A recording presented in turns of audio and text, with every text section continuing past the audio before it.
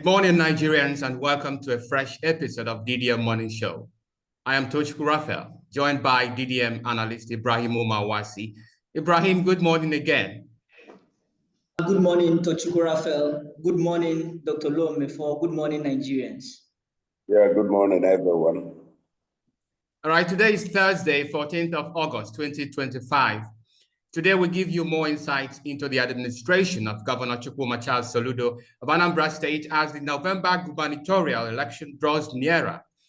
Afterwards, we will explore the deeply disturbing and significant story involving former Minister Kabiru Turaki, who is currently under intense scrutiny for grave allegations of abuse and trafficking involving Hadiza Musa Bafa. Now, let's start with our first story. Let's kick it off immediately. On Tuesday, Anambra State Governor Charles Chukwuma Soludo met President Bola Tinubu at the presidential villa in Abuja. Now, this significant meeting signals federal-state collaboration amidst a politically charged atmosphere as Soludo seeks re-election under the All Progressives Grand Alliance, APGA. The discussion, though held behind closed doors, is widely seen as pivotal for continued support on developmental projects and security strategies.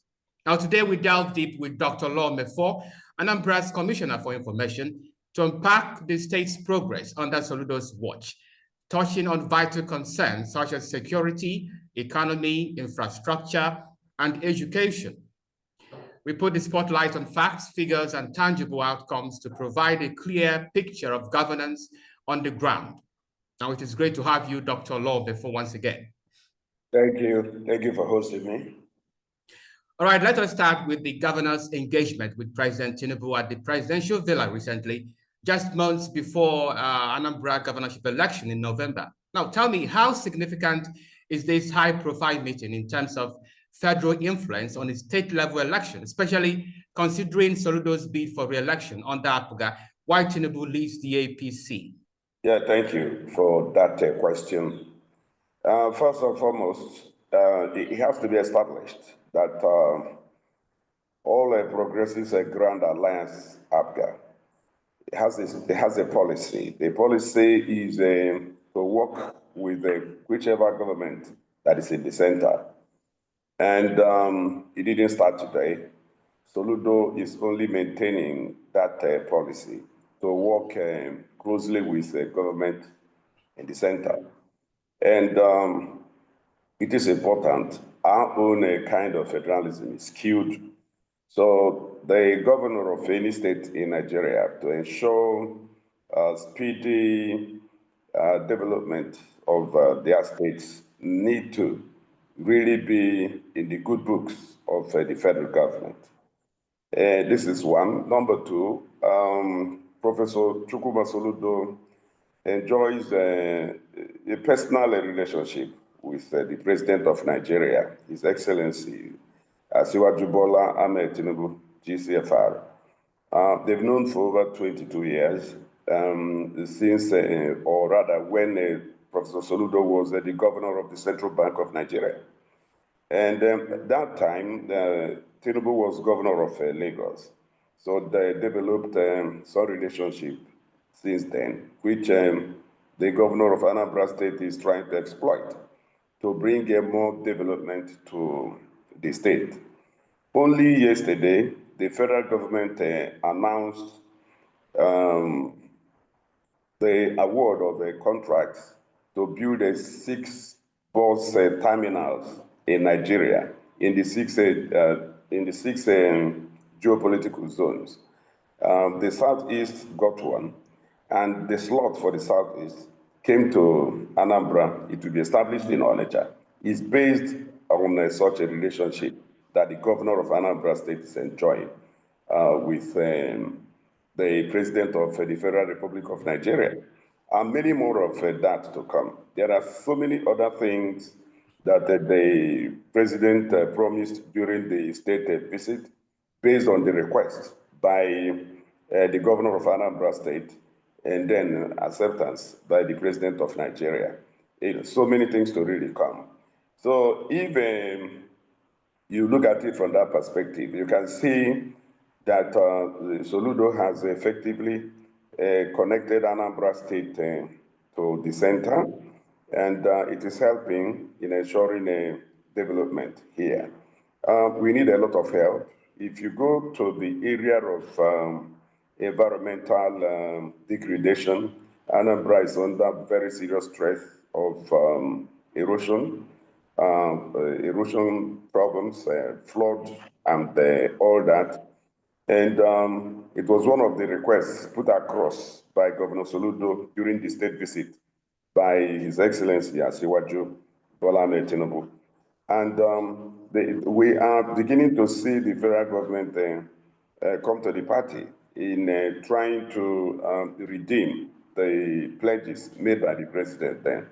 Now we have gotten a bus terminal and many more to come. So the economic significance of the relationship between the governor of Anambra and then the president of the Federal Republic of Nigeria is quite, it really runs deep. And I want to also say, already I have told you, that this is a continuation of the ABGAP policy to work with the government at the center. And Soludo is doing that, and of course, also exploiting his personal relationship with the president. So this is a kind of overview. If you ask more specific questions, then more specific answers.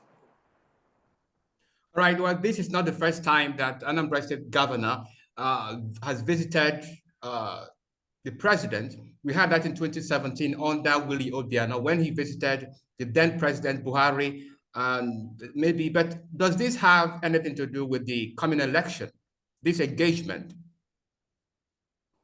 Well, you see, the governor doesn't have to go to the president specifically for election. No, he doesn't have to because politics is local, and Soludo is not desperate. Soludo is on ground. He has been endorsed by virtually all the segments of the Anambra political and social society. Anambra North Senatorial District, in a mega rally at Udwacha, endorsed Soludo. Anambra Central, also at a mega rally here in Oka, Ekweme Square to be precise, also endorsed the governor. And Anambra South at the Ikulobia Stadium, constructed by Soludo himself, also endorsed the hard-working governor. It is not for nothing that we call Soludo Oluwatuegu or Mr. Solution. Yes, he is indeed. And the Americans will tell you if it is not broken, don't mend it. The Anambra are united in insisting that Soludo has to continue. So he's not desperate if he goes to see the president. It doesn't have to be for his own re-election. No. If an election comes into it or came into it, it has to do with the areas of security. And of course, the governor, in addressing the State House correspondents, also hinted that security came up in his discussion with Mr. President. And it is important because security in Anambra, at a point, it was quite palpable. It was something that needed to be dealt with seriously. And that led to the launching of Agune Chamber and Operation Udogachi on February 18, 2025. Between then and now, security in Anambra has dramatically changed for the better, and Anambra reclaiming its rightful place as the safest state in Nigeria, a reputation that it lost before Soludo came into office. That trajectory is on course. So taking it to the president is to ensure that Anambra does not relapse where it comes to security. And again, because of the coming election, don't forget that November 8th is not the only election We have off-season by-elections, one in Onitsha South, another in Onitsha, another in Anambra South, to replace my late friend, Senator Ifeanyi Patrick Uba. And then, of course, that of Onitsha South is to replace Honorable Justice Azuka. These elections will happen this Saturday. So it's important to have security strengthened to ensure that people don't have any cause to shun the election. It happened in 2022. Low turnout at that 2022 governorship election was largely because of insecurity that pervaded the state then. So the governor is responsibly and responsively, drawing attention of the federal government on how and why security has to be maintained, strengthened. But that wasn't the only thing the governor discussed with the president. They talked about the economy and, of course, so many other things. And the governor also answering or fielding questions from the State House correspondents. He declared his support for the president's bid for 2027. And again, I told you why. It is an ABGA policy, that ABGA has to work with the government at the center. And again, Governor Soludo agrees with most of the economic policies of President Tinubu. He was particular about his reforms. They are daring, and now they have now started to bear fruit and order. So Soludo believes that if these policies of Mr. President are sustained into a second term, they will be that way consolidated. If the president does not get re-elected, the policies may be truncated by somebody else who comes in and doesn't agree with those policies. And again, it's the same thing for Soludo here also, because Soludo's policies, programs, and projects are so daring, so deep rooted. If you check Soludo's policies, you will see that he is restructuring Anambra totally from what he used to be. From governance and our social life to economic development to law and order to the environment, all the five pillars upon which he erected his administration are up and they're running. So if a Soludo does not return, whoever comes may truncate all those things. And that is what the Anambra are saying, that Soludo has to continue to be able to fully realize the foundational steps that he is taking towards restructuring Anambra to face the trajectory of development towards becoming, like Soludo would say, African Dubai, Taiwan, Silicon Valley. The foundations are being laid. If Soludo is not returning, then there could be a problem. A problem of somebody coming in and they're not understanding what Soludo did. It's important that Soludo is re-elected. And I'm very glad that in the Anambra are all in unison saying the same thing. Right. Now, there are two concerns, some people normally bring up. Now, Soludo's conduct of politics, several of his speeches reveal that he's the kind of person who some people are saying that he's full of himself, the way he slanders candidates of other parties, and then he's romancing with the president who is in a different party from his. So do you think, and APC is seen as a notorious party in Nigeria. In our last conversation, you praised the government of Tinubu and all that. But across Nigeria, APC and the government of Tinubu is notorious. And justice must not be only be done, but be seen to be done. It must be felt. So across Nigeria, Nigerians are not feeling the good governance of the president. So do you think that this would affect, your principles, public endorsement of the president would affect voter turnout and his support come November? I don't see the endorsements as anything negative. Politics is local. His endorsement of Mr. President, I already have given you the reasons for it.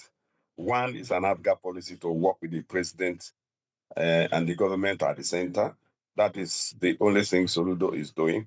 And Soludo, as a world-class economist, really knows and understands Tinubu's economic policies.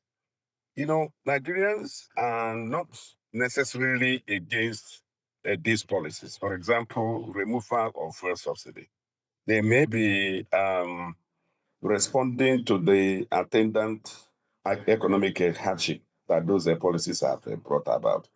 You need to also understand that any new policy or reform or any new policy reform, it takes what you call a gestation period. What in economics you call a jerk-off. There is always that depression that comes in initially before the policy or policies begin to look up. And that is what Nigerians are responding to. Nigerians are responding to the economic depression that these are necessary reforms are really introducing. And nobody likes hardships, but the policies have now started adjusting the economy, adjusting the way we live, adjusting so many things. And Nigerians are beginning to smile again. So it's subjective saying that Nigerians, they don't agree with Tinubu or that is so unpopular because of the policies and all that. The president is not, playing to the gallery or pursuing a populism to gain immediate approval. He knows that by the time his policies assume their normal shape in Nigeria, that everybody will be happy for it. For example, the issue of a fuel subsidy. You and I know that when it was implemented, the first subsidy was, servicing a few. The masses hardly enjoyed the fuel subsidy. Are the masses enjoying it now? Are the masses enjoying that? The masses are not, because there is no more subsidy. So talking about the masses enjoying subsidy does not really arise. But you should be talking about whether the masses are enjoying the subsidy removal. Are they enjoying yes, it? If that is your question, it is also subjective. The masses have started enjoying the removal of a fuel subsidy, and I'll tell you how. Now the states have more money. That means the states, those that are lucky to have good governors, are now getting more attention when it comes to social amenities and other social safety nets, empowerment programs, and the poverty alleviation programs, and so on and so forth. These things are anchored with money. So the people, arguably, have started enjoying the removal of fuel subsidy. And one more thing, let me also avert your mind to the issue of Naira flotation. If you recall when Mefor was the governor of Central Bank, Mefor used the excess of trillions to support the Naira to enable it to be fixed where it was. What that means is that Naira was not actually on its own. Naira was fixed by being defended with the money the money that was not even there. MFL printed over 23 trillion naira without any backing from anywhere. This is not the kind of economic policy you think is sustainable. So Nigerians were actually living under illusion, very serious illusion that you had a dollar to naira exchange rate that was below even 500 naira. But in reality, those things really didn't exist. In other words, they were borrowing money, printing money in order to sustain what I want to call subterfuge. Yes, that the administration was running the economy using a subterfuges, as far as I am concerned. And that is what Tinubu said that he wouldn't want to continue with. The Naira will have to be allowed to get close enough to the reality of its strength. And the fuel subsidy needed to go. And let me even tell us, Tinubu did not even remove fuel subsidy. It was Buhari that removed the fuel subsidy. I say so because in the 2023 project, Buhari did not provide for fuel subsidy. What that means, well, the implication of that is that, from June of 2023, when Tinubu had already become president, there was no provision for fuel subsidy. In other words, technically, it wasn't even Tinubu that removed the fuel subsidy. Though, if he did not agree with the policy of a fuel subsidy removal, he could have gone to the National Assembly with what we call a supplementary budget to be able to take care of that. But he didn't, which means he agreed that fuel subsidy needed to go. And not only Tinubu wanted the fuel subsidy to go, all the leading presidential candidates, P2P, Atiku Abubakar, they all said that fuel subsidy must go. So there is no argument about that. Fuel subsidy. Well, sir, I would like to interject here, please, sir. Yes. With regards to fuel subsidy removal, all the mainstream presidential candidate agrees on that. But Nigerians will tell you that the process of removing the oil subsidy and clearly the inflation rate has nosedived, and also what is the, should I say, the effect of subsidy removal on the common man? Because going by the debts in the country, Nigeria is like 149 trillion naira in debt today without the subsidy. And in the previous administration, we are 98 trillion. That's nearly 100% increment in the debt crisis. So an average Nigerian is asking, what is the effect? We agree that it is not sustainable for us to continue paying for the fuel subsidy. But they removed the fuel subsidy, and the genuine concern to an average Nigerian is that it is only profiting a few, the removal of the subsidy. The same, at the same vein, you said the fuel subsidy is profiting a few. That's the same case with the fuel subsidy removal. What do you have to say on that? We are wasting too much time on national politics. I speak for the government of Anambra State. I have already explained the economics of a fuel subsidy removal and naira flotation, why I believe that the governor of Anambra State agrees with Mr. President. Please focus on Anambra State government, for which I speak. That is why I am here, not to analyze the policies. All right. We earlier mentioned or delved into the national politics because of Soludo's engagement with President Tinubu and also his endorsement. I have responded enough on that. I have given insight into why Tinubu's economic policies are really sound and that they have started yielding fruits. Yes. So can we address other issues? All right, they are really sound, but don't forget that more Nigerians are being dished into poverty-stricken conditions, according to World Bank. So I am not the one that is saying it. So there is no really. That's their opinion. That's their opinion. All right. It's their opinion. Many more Nigerians are also rising. Even in Oka here, you can see many more the Anambra rising based on some of these economic policies of both Mr. President and that of Solution Governor, Professor Soludo. Okay, now let's get into Anambra governance. You talked about security earlier. Of course, Governor Chukwuma Soludo established Agonechemba Odogashi. It was a good thing. It was a good establishment. But there is a concern of the Anambra about the recklessness and the extrajudicial killings conducted by members of these operatives. Now, let me give you a few of them. On 17th March of this year, Udogashi shot dead a nursing mother in Mwapu, Oka North local government area, while she was in her shop. Then in April 15th, Mrs. Chamaka Okeke, a mother, was fatally shot at Ibeto Junction in Nnewi.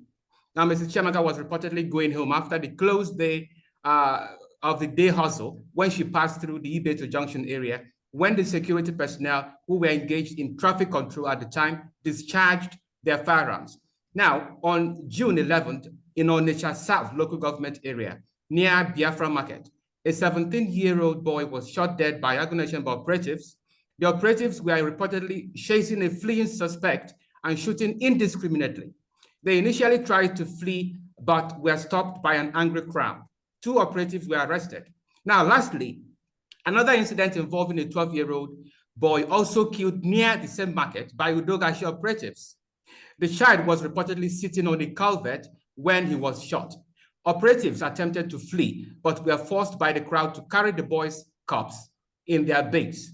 Now, there have been other reports of extrajudicial killings and violence attributed to vigilant groups, including Udogashi and related security outfits in Anambra State. How is Governor Soludo addressing these issues? Are these people not trained? What is the problem here? Let us know, please. Yeah, well, I've read 1 or 2 of those complaints you brought up here. And appropriate measures are being taken 2 ways. One is to get the operatives who work or act outside their code of conduct. There is a code of conduct. So those who act outside it, are made to account for their actions. That is one level. Number 2, I don't know whether it has been concluded or whether it is still ongoing. The Nigeria Police Force is retraining the Agonechemba operatives, retraining them in all aspects of their operations. And these are the 2 measures in place. Yes, a few of such incidents, they are not quite palatable. Yes, and the government is not in support of it, and government is taking measures to ensure that such doesn't happen. It shouldn't happen. Yes, occasionally you could have some accidents. It does happen, and they've been in existence for about 6 months now, and you counted about 5 or 6, incidences. Yes, it's not that 1 death is not too many. But what I am saying is it's important to also give them credit for the good work they are doing, and then get those who are working outside the code of conduct to account for their actions. If you kill an unarmed civilian, for me it is murder, and you should be tried as such. So that's the way I say it. And I also believe that that is the way government sees it. And the police is part and parcel of Operation Udogachi. Even the army is involved. It's not just about Anambra Vigilante, which we now call Agonechemba. The police is in charge, and that is why the police is retraining Agonechemba and other foot soldiers who make up Operation Udogachi. Those 2 measures, They are essential, and government is already taking them, ensuring that, that those who acted ultra bias account for their actions, and that the rest of the operatives are fully trained. So you ask the question, were they not trained? They were trained, and they are still being retrained. There is no end to training. No end to training. Even the Nigerian army, they still engage in drills. They do, they train and retrain. You keep training. You keep training to be better. And I know that one of the areas where the Nigerian police force is retraining the Agone chamber is in the area of respect for human rights and all that. So, you know, that's my answer to your question. Now, during Governor Soludo's engagement with the press, following his engagement with President Tinubu, he talked about kinetic and non-kinetic approaches to security situation in Anambra State. Now, he mentioned job creation. Now, the aspect I want to delve in is technology, the employment of technology in our security architecture, because people cannot just keep experiencing kidnapping and all that. What role is the government playing to ensure that technology is fully, mobilized in the security architecture? Yeah, well, I think one thing that has made the new Anambra security architecture unique and effectual is the deployment of a technology into it. And we have at least 3 levels. So we're not just talking about more boots on ground, over 2,000 operatives that constitute Agune Chamber and Operation Udogachi. We're no longer talking about more vehicles. You have over 200 SUV trucks and other special purpose vehicles that the operatives need to maintain the 3-level presence of Agone Chamber and Operation Udogachi, state, local government, and then the communities. Technology is now an integral part of it. One, we have what we call command and control center. The much I can tell you is that the center is here in Oka. I won't tell you the location. The command and control center, it is from there that all sections, all parts and areas of Anambra State are monitored, and any breach of security that occurs at any part of Anambra State is picked up, and an alarm is set up from that center, activating all the commands and getting them to be on alert, and to focus on the area where the security breach has occurred. Maybe in case of kidnapping, once the information is relayed, the central command, the command and control center or the central command alerts all the units describing where the incident has taken place. For example, the type of vehicle and the order, the direction it is moving. And that's technology in action. Let me describe how this works. The other day, I picked up an alert, a security alert, and I called the central commander of Agone Chamber and relayed what I just picked up. A good citizen called and said that this just happened. He described the vehicle, he described the location, and I relayed the same thing to the commander of Agone Chamber. He asked me to hold on the line, and I did. And he activated all the commands in Anambra State. I could hear all the commanders, confirming, because he told the commanders to confirm that they could hear him and their location. I could hear all the commanders, responding to that prompting from all over Anambra State, from Oka, from Aguleri, from Abatete, from Ihiala, from everywhere. I could hear them.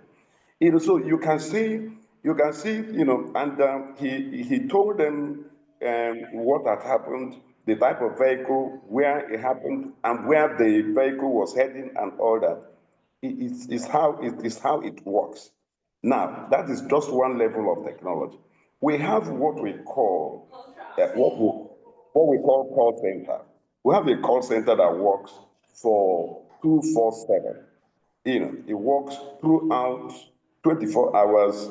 The people that man the call center are trained, to run on shifts and to understand the value of confidentiality. What they are there to do is to pick up security alerts and then relay to the central command or the command and control center. And then the command and control center will pick it from there. They know what confidentiality is about. They know that whatever information you give them is treated with utmost confidentiality.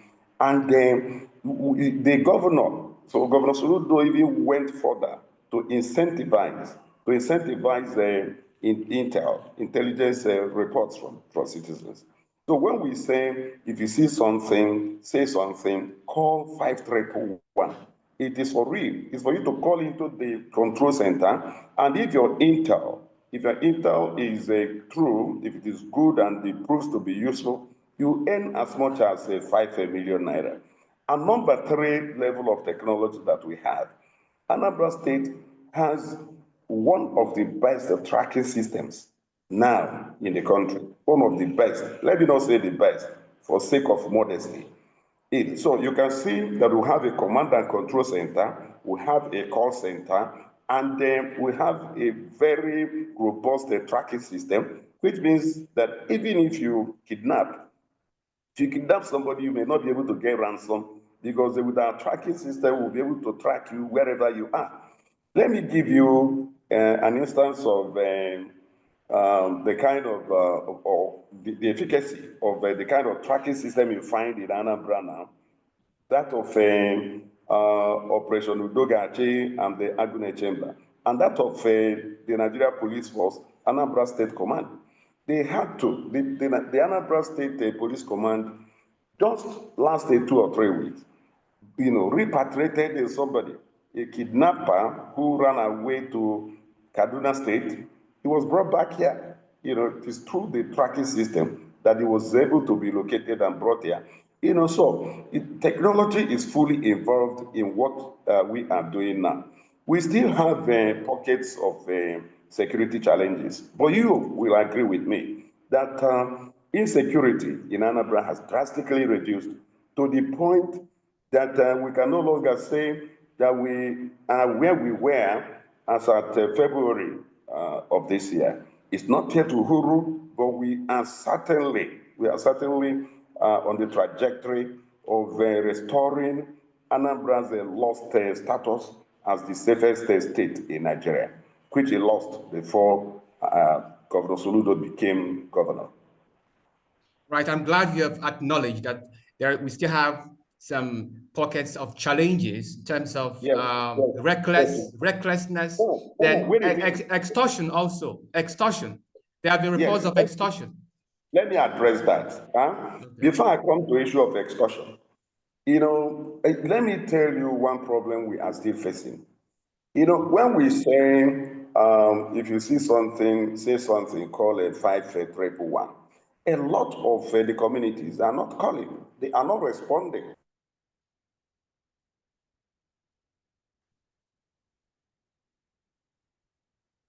Dr. Mefor, are you still there? It's having technical issues. Okay, I believe he will come back. But Mr. Due Process, as we await his return, what do you think about what he has been talking about? Many of the community, okay, he's back. It's a presence of these criminals and terrorists. Do you understand that? It's a problem. And you see, the Operation Udogachi and Agune Chamber operatives are not a spirit. They work with intelligence. So I am saying that communities must do some soul searching and give up the criminals amongst them. They should stop shielding them. Some communities are shading these criminals. You know, let me tell you, if you have a community where in their forest there is a camp of these terrorists, if they live in those camps, people supply them drinks, women go there to cook for them, and all these things. Their families of these operatives that live in the forest, live in the societies, and these communities, they know them. So why are they shading them? But I think one of the reasons why they might be shielding them is that they think that the government will not protect them against any kind of reprisals in the future. No, see, no. It's not true. Listen, and that is why we talked about confidentiality. Do you understand what I'm saying? That is why we talk about confidentiality. Any information you give us, we know that if it leaks and the leakage puts the person that supplied the information in harm's way, it will dry up such sources. We are aware of this. We can't give you up. Every information given to us, even the payment of the incentives for whistleblowing, which Governor Soludo introduced, is done discreetly. It's between you and the commander. You know, nobody else witnessing it. You know, no receipt. We don't need you. We don't give you receipt. You don't give us. We give you cash. We don't do cash transfer. So no paper trail. No paper trail. There is no way you will get paper trail. We are serious here. We are serious here. We are not joking.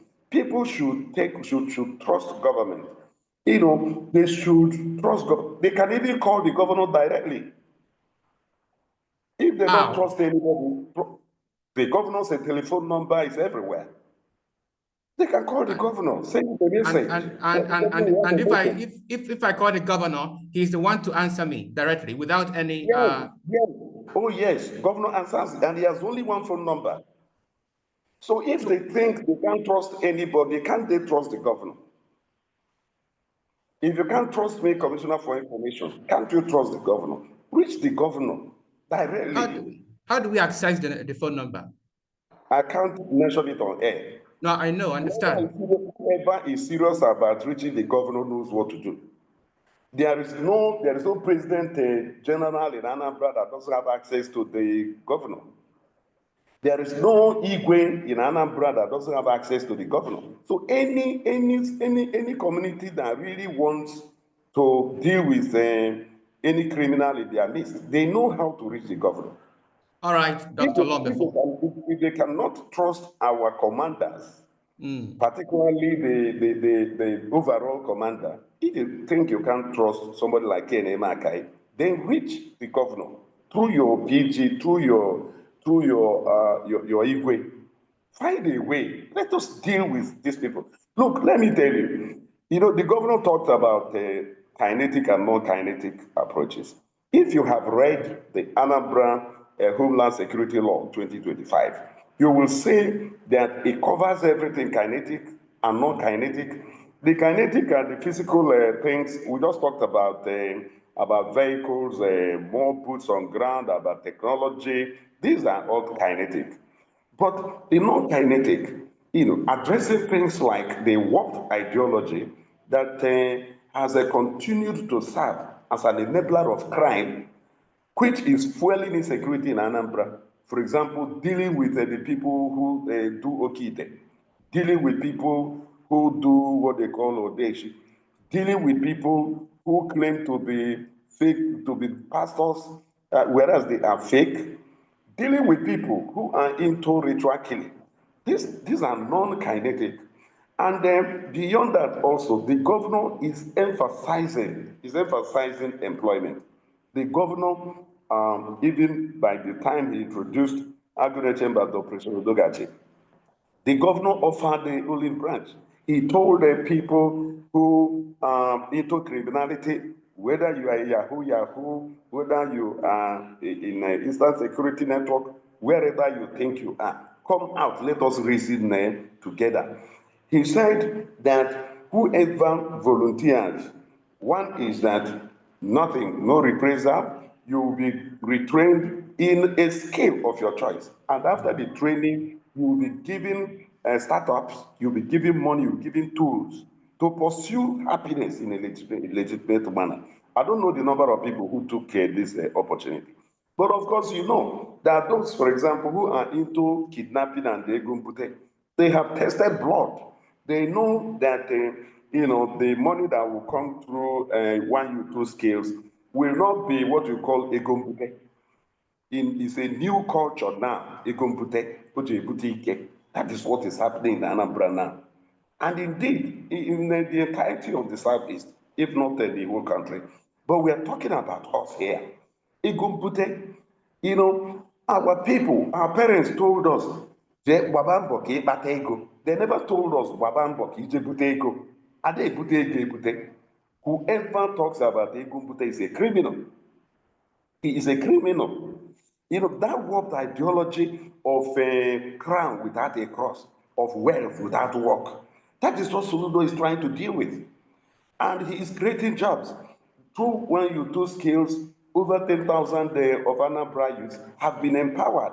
They are now they are billionaires and creating millionaires by taking people under their wings through freeing themselves from a want by learning in about 65 skill areas that 1U2 two skills scheme operates in. And people who are serious, the Solution Innovation District has been able to train over 30,000 in the Anambra, particularly youth. Not in the Anambra in terms of indigenship. Whoever lives in Anambra, if you're living in Anambra, in fact, I'm aware that up to 40% of the people that have benefited from Soludo's interventions are not from Anambra State. In employment, he has employed 8,115 teachers for those who want to teach and are qualified. 8,000. No governor has done that in Anambra State. In one fell swoop, he recruited 1,000 health professionals, doctors, nurses, pharmacists, right? Laboratory technologists. Another batch of probably another 1,000 is ongoing as we speak. So those who really want to be useful to themselves, there are avenues. And do you know that even if you don't want to go through it, there is a loan. There is a loan that Soludo introduced since last 3 years. It's an interest-free loan. You can access up to 10 million naira without collateral. All you need to do is to get somebody that is known to the society to guarantee that he knows you. That's all. Nobody, the Soludo is not asking you to go and bring your land or your certificate. Just let somebody like Igwe of your town, like the PG of your town, saying that we know him, is one of us, help him. 10 million naira. Whoever is serious with 10 million naira, can't you become a millionaire in 2-3 years? You know, so the problem is that wealth without work has now blinded and blighted our people, our youths particularly. That is what Soludo meant by non-kinetic approaches. He's a moral agent. Soludo is a moral agent. Everywhere he goes, he is teaching one thing. That thing is Naka Jaja. They put it on manu.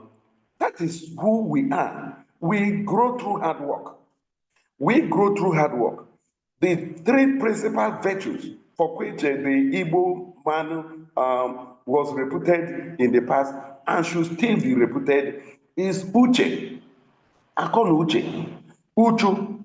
That's diligence and hard work. And Eguchuku. Uchu and Eguchuku. These things have been eroded by this new and warped ideology of wealth without a work. This is the kinetic interventions that the Soludo was talking about when he was in Abuja. And the media must continue to help. And finally, let me also tell you, Soludo has a pet project coming. He is about to launch Anambra Social and Moral Rebirth Project. And DDM will be part of that. All right, thank you very much.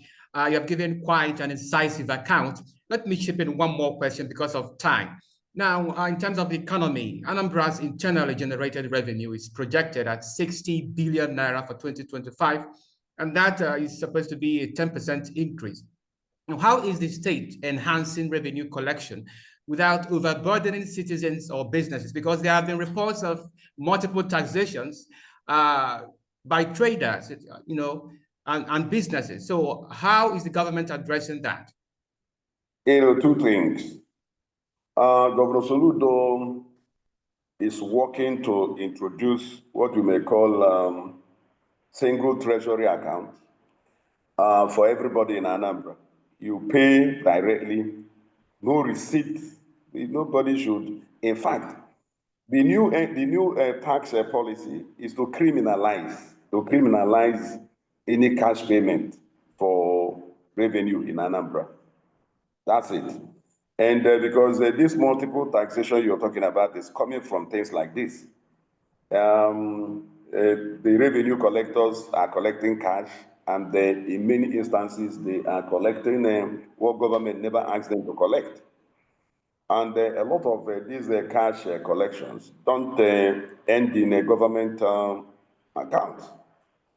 So the governor is aware of this, and that is why he wants to introduce total technology for cash, for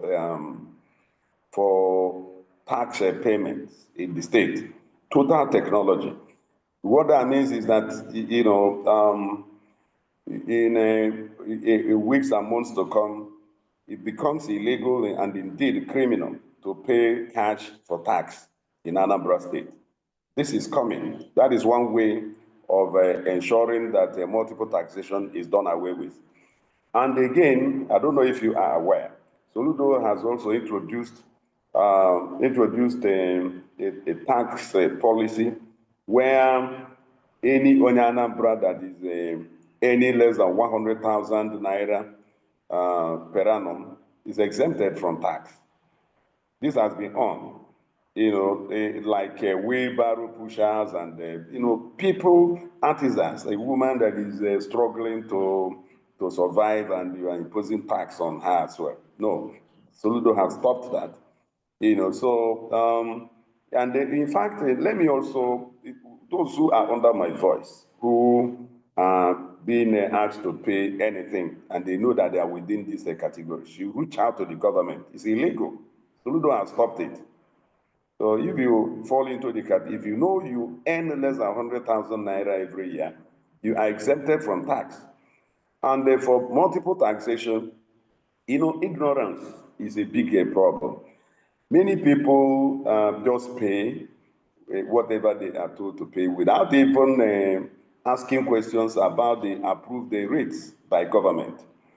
For any tax, there is an approved rate. So if you are being asked to pay more than approved by government, then it is illegal. Whoever is collecting is a criminal and not a tax collector. Is a criminal. And when tax agents inflate the figures they are collecting from people by arbitrarily asking people to pay whatever they please, they need to know that it is part of their civic and civil responsibility to ask for the rates, the approved rates by the Anambra Internal Revenue Commission. This is very, very important. And maybe my Ministry of Information may have to embark on further public enlightenment so that through our ABS and sister radio and TV collaborators, the Anambra are made to know what they should pay for any form of tax in the state. I don't think our people know, so we'll try to enlighten them. Now, I think it is very important what you have mentioned, because the problem in Nigeria is not about policies and laws. We have beautiful policies, we have beautiful laws, but the implementation is often the problem. Now, you talked about those earning less than 1,000 naira are exempted or should be exempted from paying tax. But when I walk the streets, 100,000. Yes. But when I walk the streets of Odisha, when I walk the streets of Oka, I still see, wheelbarrow pushers being manhandled, harassed by these, criminals who claim to be tax collectors. So how do you address the issue of criminality in this, even though there is a law criminalizing these actions? How then do you address those who violate these laws? Victims, the way to deal with it, victims should come forward. They should approach my office. They should approach my office. They will take it up from there. By the time we set examples of a number of these people, others will learn. All right, but your ministry. Okay. It's very, very important. Yes, they should approach the Commissioner for Information. Then I will connect the appropriate government organ that will deal with it. That's all right. it. All right, yes, but they should reach me directly. And whoever calls you, you are free to give the person my number. All right. Now, I also beg you to, conduct more, orientation across Anambra so that they will know that this is the case here, that the Anambra state government is for the people. And if they have problems, because one of the issues we have in Anambra state is lack of cordial relationship or, community engagement with the government. And that is really, hampering the governance in Anambra state. So I urge your ministry to collaborate with the community, do more of orientation, do more of information dissemination to the people in the street so that they will know what the government is doing. But what advice, we will do more. We are doing so at the moment, as a matter of fact. I run a weekly program, directly I run the program. The name of the program is Ask the Commissioner.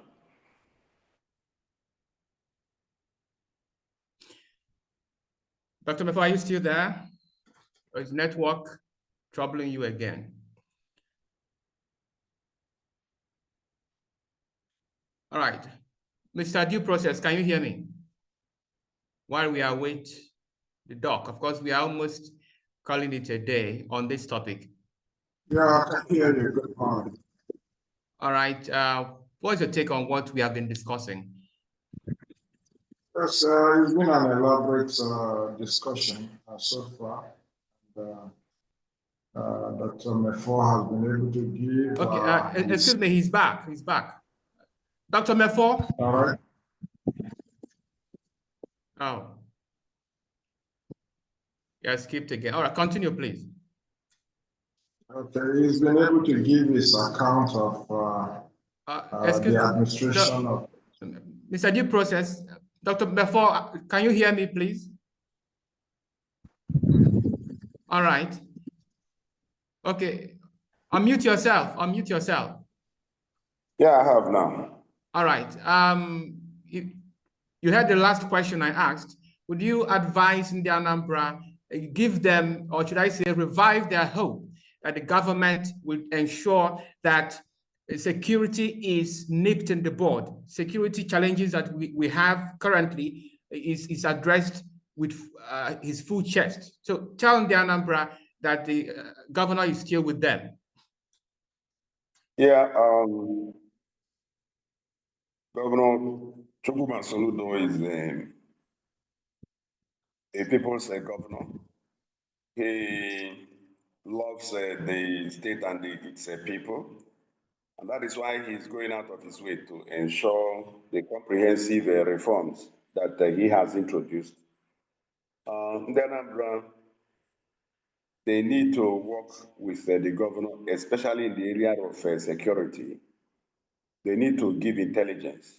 They need to give up the criminals in their communities. They just have to. There is no other way we can have total security. With some communities in Anambra still shielding some of these criminals.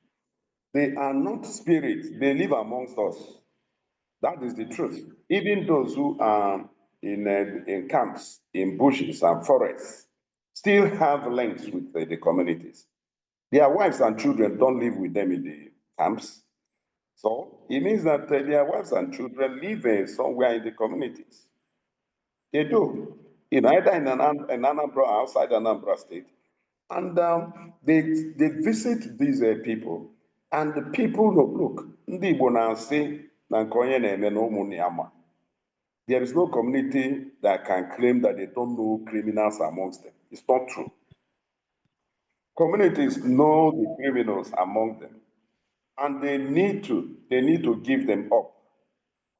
They have to give them up. Let them give us intelligence. The intelligence is treated and handled with utmost confidentiality. Give us information, and it is between us and you. Nobody will ever hear that you gave such information. We can't put you in harm's way. You need to take us into confidence. There must be a way you will relay information to us. I will process it. If it is true, you will even earn money, 5 million, for giving us such information. And like I said before, no paper trails. No paper trails. We don't need any receipt from you. We don't. And we don't want to do bank transfer to you. We know what we are doing here. So take us into confidence. If you see something, say something. Call 5111. Call 5111 and relay the information. Those who are in our command and control center, top-notch security professionals, those who are in our call center, really trained. They are trained. They are not even known to even some of us, those who work there. Because we don't want them to be exposed to the people in a way as for anybody to know that this person is working in command and control, this person is working in our call center. No, they are not even known. They are basically faceless. It's only their voice you will hear. And they will pick information and take it to where it will be processed. And within 24 hours, we will know whether that information is helpful or not. Give up the criminals amongst you so that Anambra will be totally safe for all of us. That is my plea on the Anambra.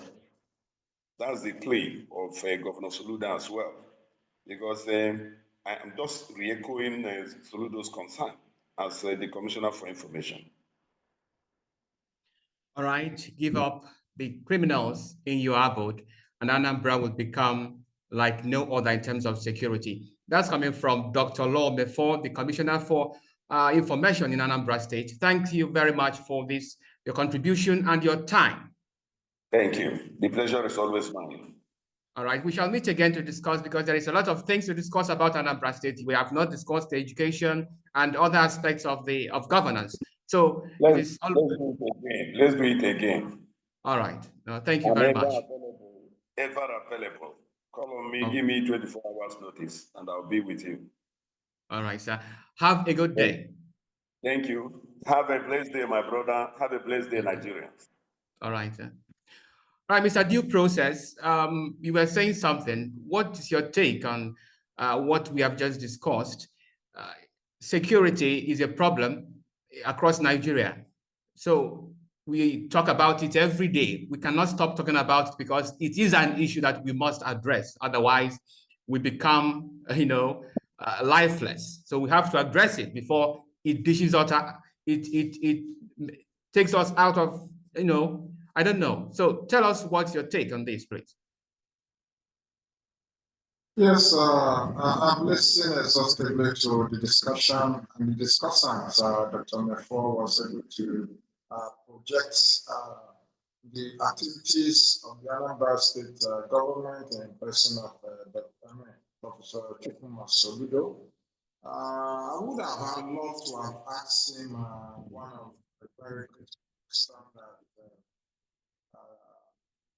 that concern about the ratio, the statistics in terms of how many cases of kidnappings, for instance, that they happen in the chamber or other security outfits under the purview of the state government have been able to register since establishment, and how many of these cases have been successfully prosecuted and how many are behind bars. Like we had one of the fierce attack that led to the, kidnapping that led to the death of A fish magnet. yes, fish magnets, as well as the LP House of Rep, House of Assembly, representative. That is, I think, what was its name? And the one that models. Yeah, last year. Yes, last year. So these are some of the concerns. We want to know the outcome of the investigation, what has been done, who has been arrested, and all that. These are very critical issues, as well as other countless number of insecurity that have bedeviled the states. We want to know what is the status of investigation, what are the findings, what level of prosecution or which has been successfully prosecuted. It's not about we are fighting insecurity, but how far have you fought it? I would have loved to, but he is no more in the studio, so that would be a question. Your questions have been noted. Next time we will ask him the question. All right. All right, Mr. Ibrahim, do you have any comments on this? Right. Definitely I'll have a comment, and I'll not say I have issues with what he presented, but rather I would say he's clearly taking a side and trying to portray something that is not reality, just the normal way conventional politicians do. You will just come, present things, say things that you don't have any facts to back them. I would have loved to ask him some questions, which he threw them out. He said his own principal, that's the governor of Anambra State, agrees with Tinubu's economic policies. And he said the average Nigerian, which is the part that I'm most interested in, has no issue, who are beginning to embrace the economic policy of the current administration, which I see as fallacy. Sorry, your network is very bad. All right. Really? Can you hear me? Can you hear me now?